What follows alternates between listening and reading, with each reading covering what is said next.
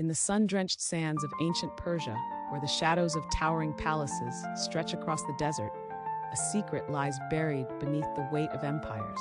The air crackles with the whispers of power as the mighty Achaemenid Empire rises, its ambition reaching for the stars.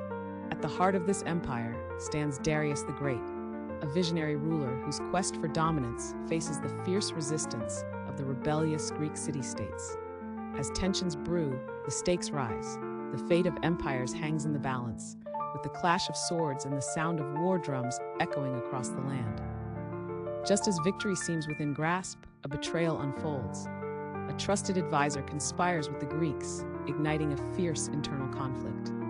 As armies clash on the fields of Marathon, the true cost of power reveals itself, with blood staining the sands of history. From this tale of ambition and treachery, we learn that even the mightiest of empires can crumble from within.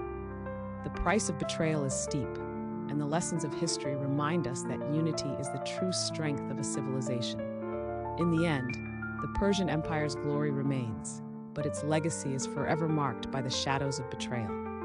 Empires rise and fall, yet the stories of their struggles echo through time, teaching us the importance of loyalty and the fragility of power.